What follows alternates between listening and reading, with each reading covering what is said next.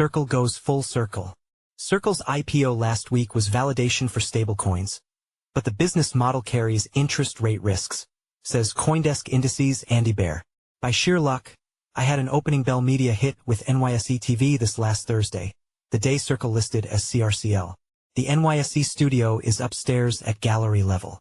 I'd first visited the NYSE on the same gallery balcony as a boy with my dad.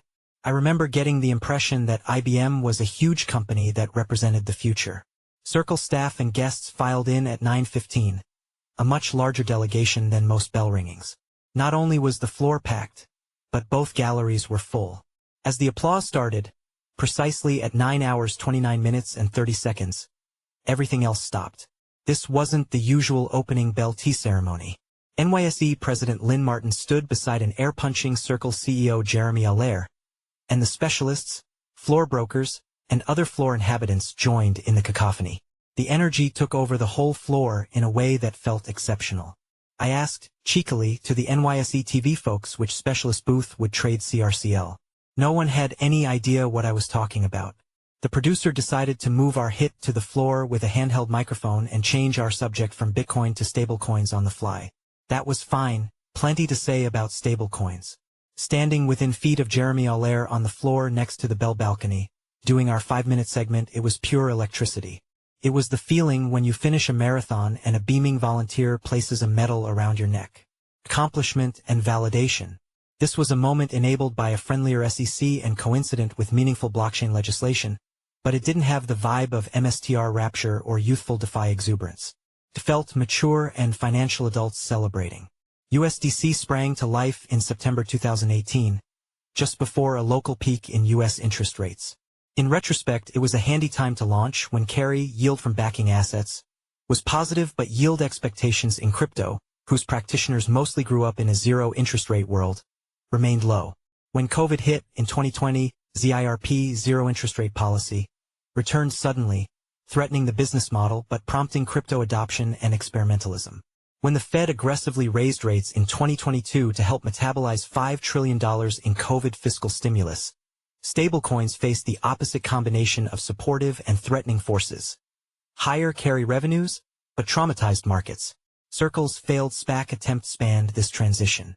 Announced in July 2021 when 3-month yields were 0.05%, the Concord acquisition deal was renegotiated in February 2022, as rates began their historic climb, and ultimately terminated in December 2022, right as rates hit 4.42%. The SEC never declared the S-4 registration statement effective. The transaction timed out, waiting for regulatory approval, just as the underlying economics of Circle's business were being boosted by soaring rates. Now, several years into a 4 to 5% rate environment, the model has adapted and appears to be working.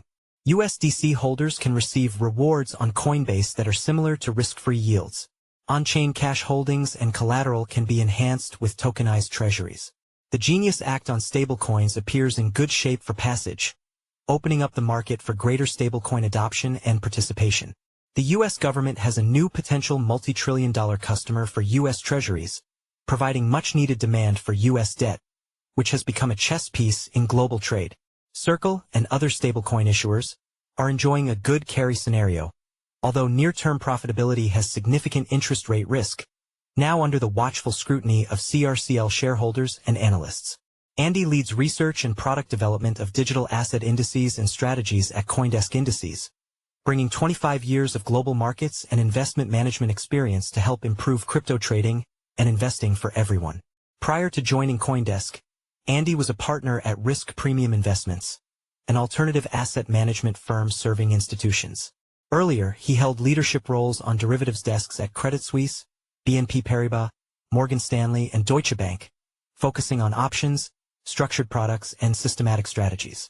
Andy holds BA and MBA degrees from Columbia University. He is a CFA charter holder and holds the CAIA designation. Since 2008, Andy has served as a board member for Goodwill NYNJ.